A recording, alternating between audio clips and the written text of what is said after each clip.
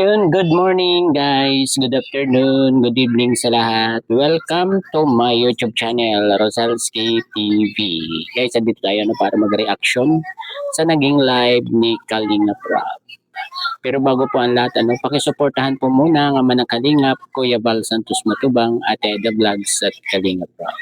At eto na guys, at sisimulan po natin ito doon sa bulong ni Kalingap Rob. May aabangan po tayo sa Kalingap Angel Batch 1.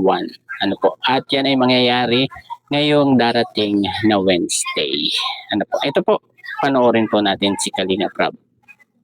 Pero Wednesday naman, ang nasa schedule ko is yung Batch 1. Reunion ng Batch 1. Wednesday, reunion ng Batch 1 Kalingap Angels. So, sana makapunta lahat. Hindi ko itutuloy kapag hindi kompleto. Mas masaya kapag kompleto. So, ayan. Pero kung may isang kulang, pwede nang ituloy. Pero pag dalawang kulang, di magandang ituloy. Pero sana kompleto lahat, Batch 1.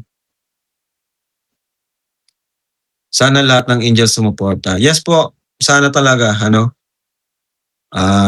wala naman pakapasok, bakasyon naman. And minsan lang naman ito. So, hopefully, Batch 1 is pumunta sa Wednesday. At ayun guys, magiging masaya ang pagkikita-kita ng Batch 1 ng Kalingap Angels na yan. Matagal na rin nating di nakikita na magkakasama yan. Yung ilan ba yan? Pito ba sila or anim na Kalingap Angels na Batch 1. At ayan, magkikita-kita na sila ngayong Miyerkules. Sana ay matuloy po yan. Sana ay walang umabsent. Sana kompleto sila diyan sa binabalak ni Kalingap Rob na yan para masaya sila guys, kasi doon ay talagang matagal-tagal na rin kasi silang di nagkikita di ba? Kaya abangan po natin 'yan. At ito naman po yung merong nag-comment doon kung bakit inahayaan lang ni Beyonce na i-vlog sila ni Dr. Love. Ito po ang sagot ni Kalingap Rob. Kalingap Rob, bakit payag si Beyonce na vlog ni Dr. Love? Bakit po? Nabablog po ba? Binablog po ba? Binablog pa rin po ba? Hindi ko kasi alam Hindi ko alam. Basta po Kalingap po si Beyonce and wag po natin siyang ituring na hindi na siya kalingap. Kasi yung respeto ng ni Beyonce sa kalingap is dati pa rin po. At yung loyalty po niya. Huwag po natin siyang i-bash. Po?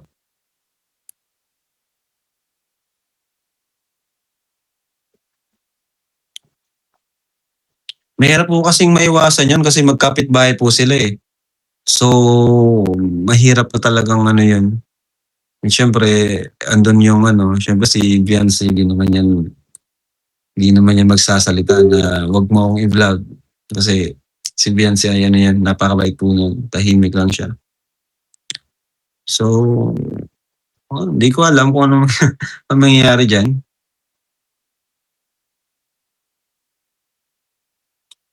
Wala tayong magagawa na dyan.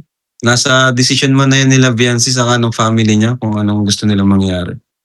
Kung gusto nila magpo-vlog, edi wala tayong magagawa. Sa akin lang din naman,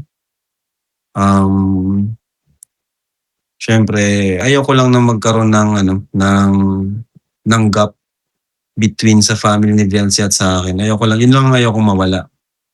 Kasi beneficiary ko pa rin naman si Beyonce and gusto ko pa rin siyang tulungan talaga. Hanggat nasa kalingap, gusto ko pa rin siyang tulungan. Sa totoo lang, yung mga plano natin kay Beyonce is naka-ready na talaga Diba kagaya ng plan, yung ginawa natin kay Carla, bigyan natin ng YouTube channel. Yun. Pero sa ngayon, hindi pa right time para gawa natin ng channel si Beyonce. Sa ngayon, kasi nasa ano pa eh, nasa kasagsagan pa ng bashing and mga kanya-kanyang kuro-kuro. Tapos, di ba nga, ngayon pa lang na wala siyang channel, ang gulo-gulo na paano pa nagkaroon siya ng channel, mas lalong nahirapan. So, sa ngayon, hindi pa ito yung tamang panahon para gawa natin siya ng YouTube channel. Kung sana hindi nagkaroon ng gulo, no? Matagal lang nating ginawan, di ba?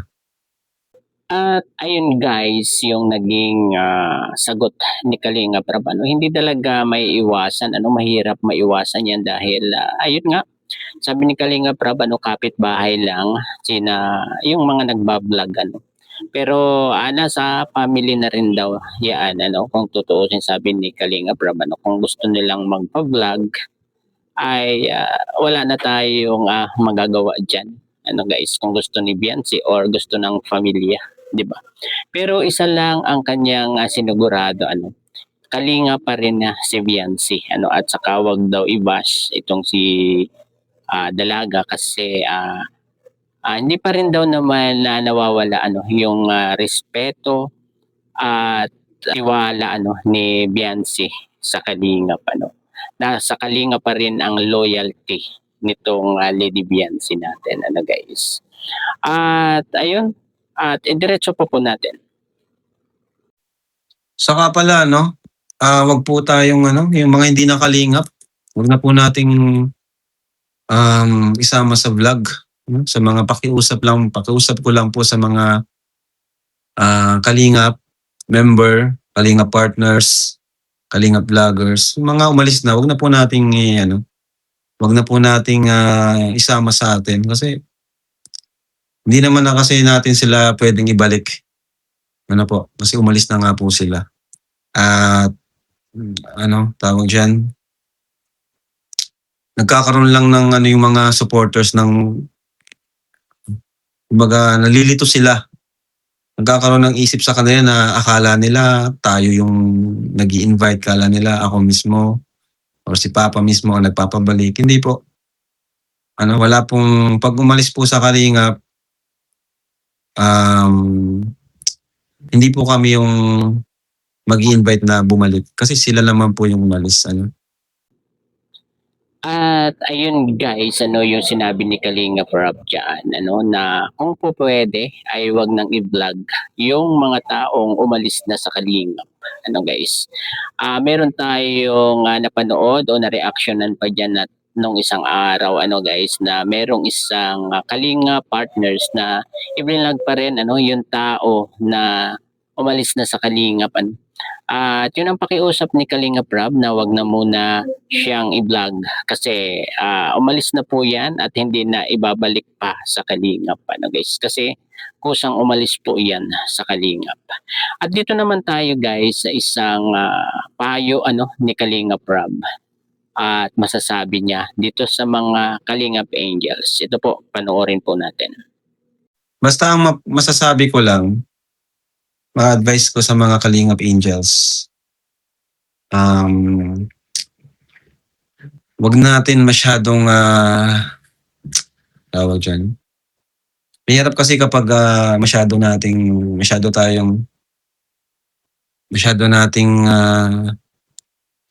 pinapansin yung mga negativity, mga comments, kasi di talaga wala tayong magagawa. Meron at meron yan, di yan mauubos. At kagaya ang example ko diyan si Joy, di ba? Si Joy talaga mas malala pa yung naranasan niya, no? Mas grabe pa yung naranasan niya. Pero yun, tahimik lang si Joy. Kaya sa ginawa niyang yun, lalo siyang minahal ng mga viewers. Di ba? Lalo si Joy, lalo siyang minahal ng mga viewers.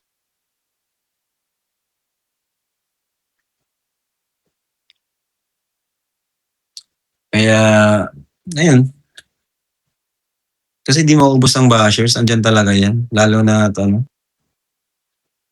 the more na i-engage mo yung sarili mo sa social media, sa mga mag-comment ka sa pagtanggol mo yung sarili mo or ano man, lalo kang itatapik at itatapik, lalo kang mabubutasan, 'di ba?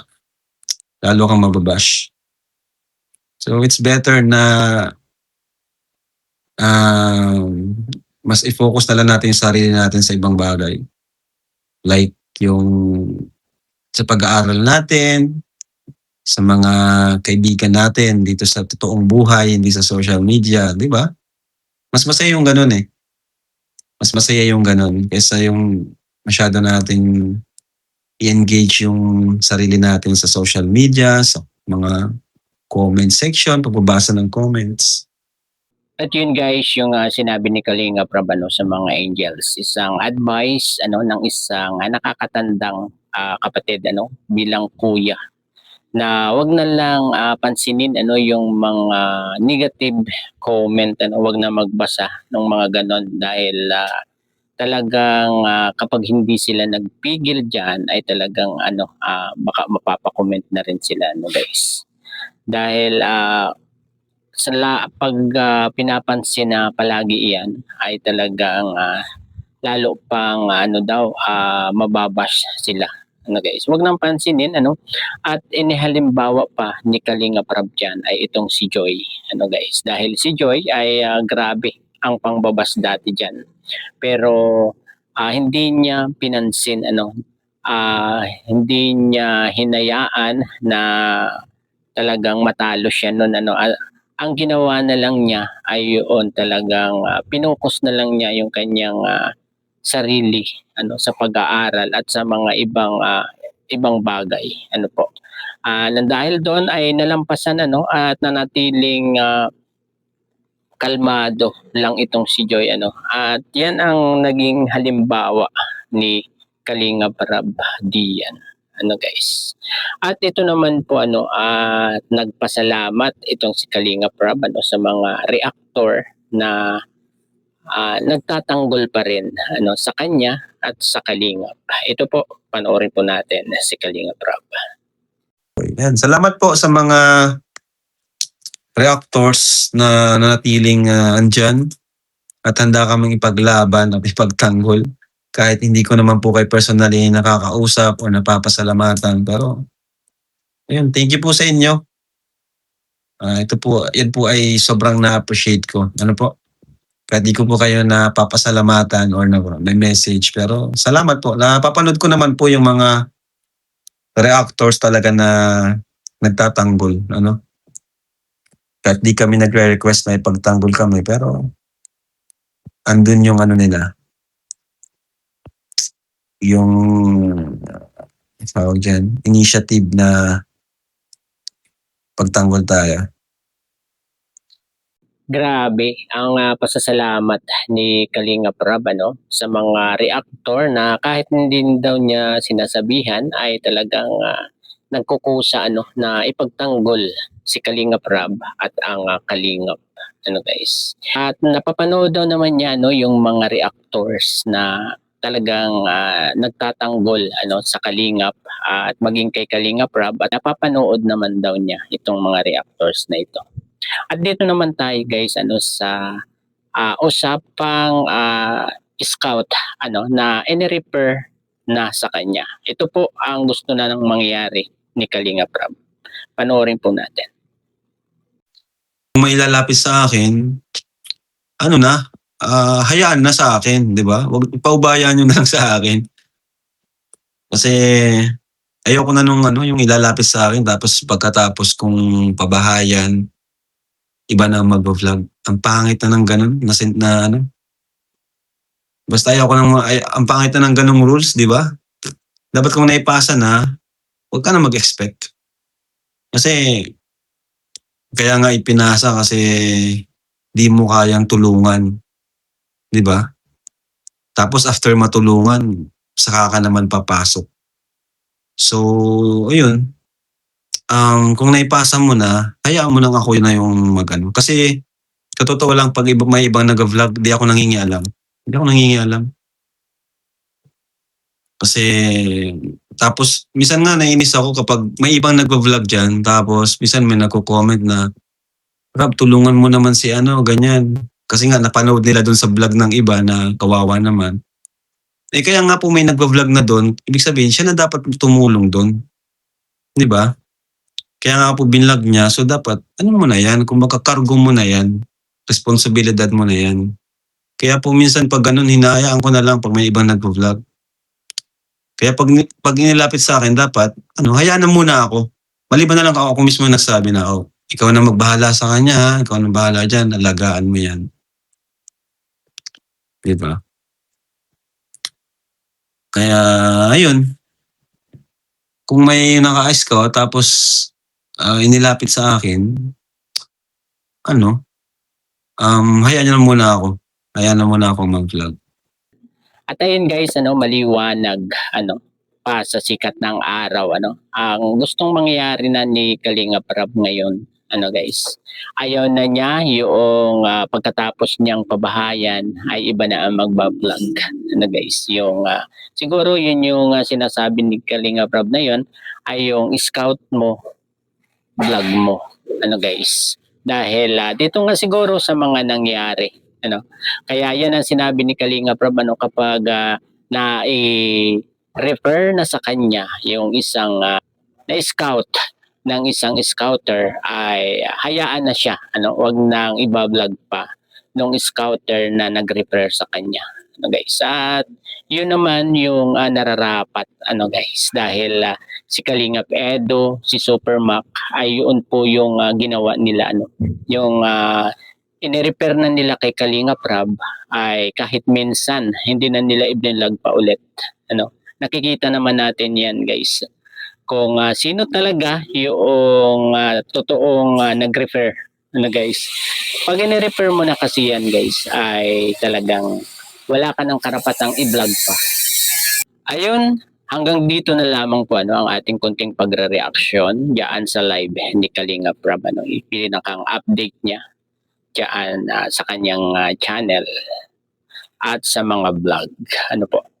Hanggang dito na lamang po. Bye-bye. God bless po sa lahat. Peace.